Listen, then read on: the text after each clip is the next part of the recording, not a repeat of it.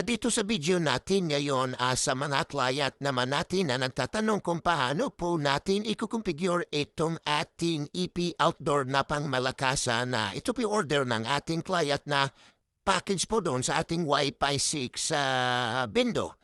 Kung napanood po yung nauna nating video, ito po yung ating specification ng ating dual ba na antenna. Ayan, meron po siya 1,300 Mbps tapos naka-PPUE. Tapos meron tatlong antenna na naka 5 dBi. Ayan, dual band po ito. Then, as specification, 300 to 400 meters coverage at radius. Ayan po yun ang nakasulat mismo dito sa kanyang pictures. Then, kaya po dito mag-support up to 100 plus client maximum. Yan po yung nakalagay din dito sa kanyang pictures.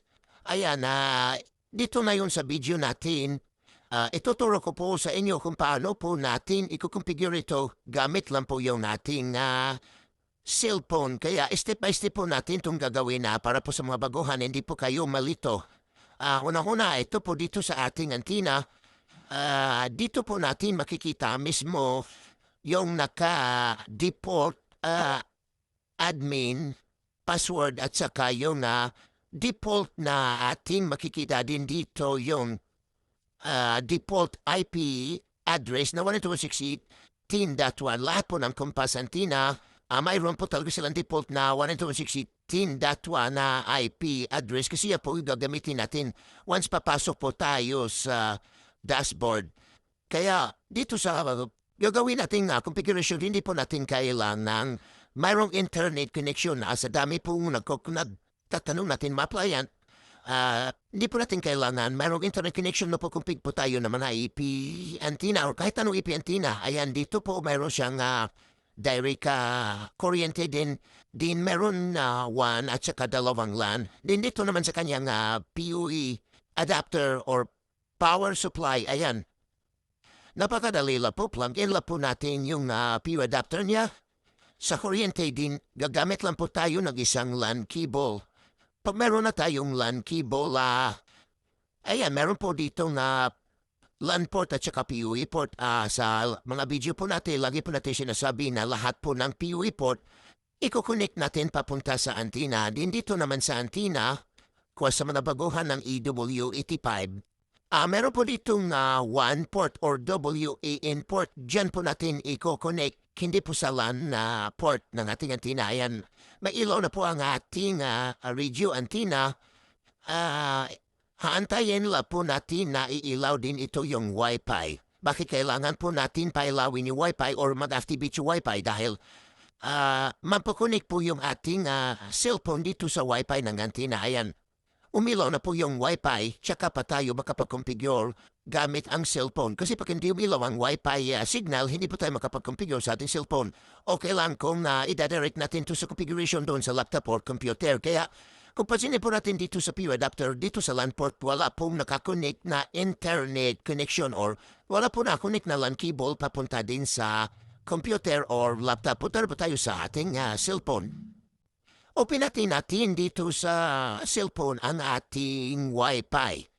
Ayan, hahanapin natin na yung Wi-Fi name ng ating antenna. Ito po yung COMFAST. Ayan, lalabas po automatic yung dalawang Wi-Fi name. Kasi 2.4 GHz at saka 5G. Kung napansin po natin COMFAST 2G at saka COMFAST 5G.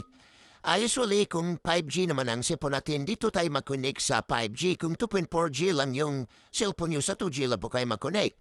Then once connected po tayo, ayan, nukupunin tayo sa 5G, haantayin po natin yan na magiging connected po tayo pero no internet access. Bakit no internet access? Dahil nga wala po tayong nilagay na internet connection doon sa kanyang PUE adapter. Okay na po yon. Then punta po tayo dito sa browser. Google Chrome po usually gamit natin dito sa browser, type lang po natin yung 192.168.10.1.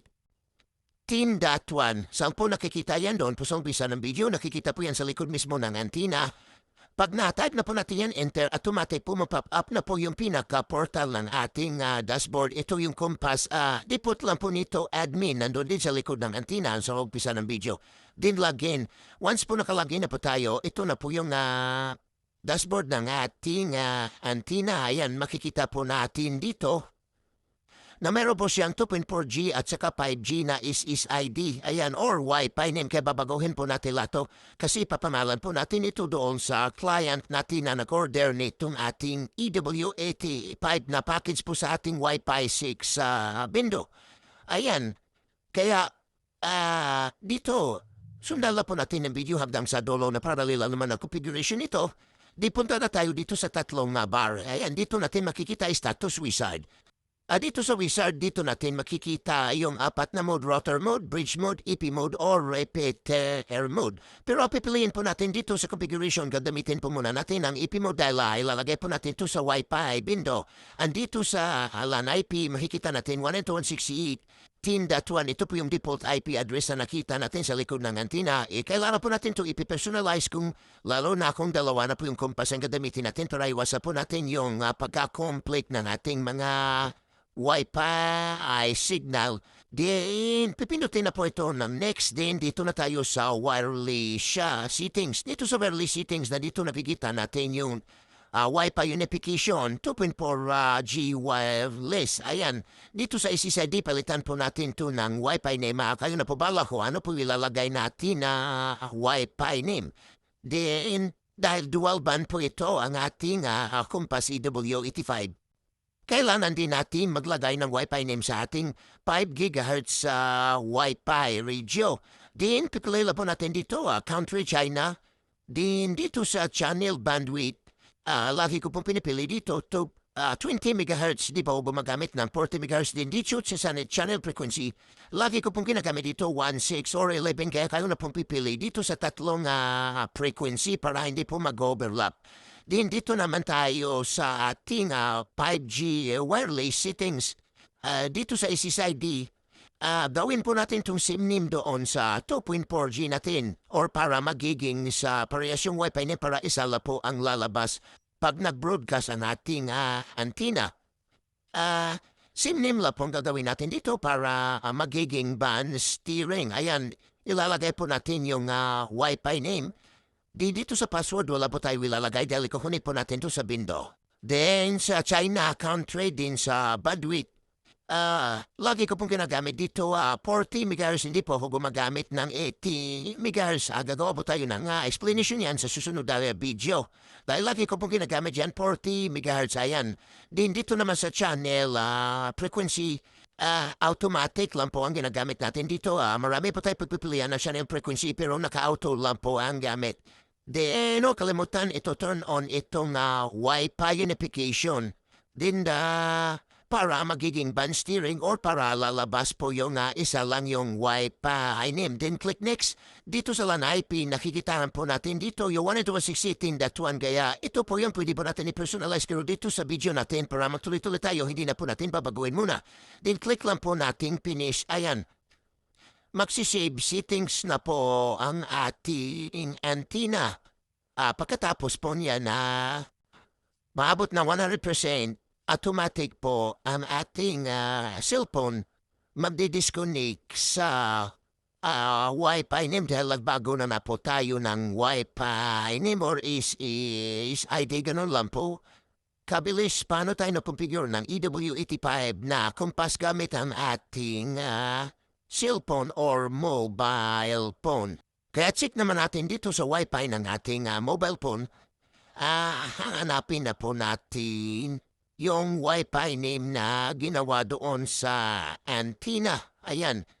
Kung successful na po ba tayo sa ginawa nating configuration. Ayan, nandiyan na po ang ating Wi-Fi name.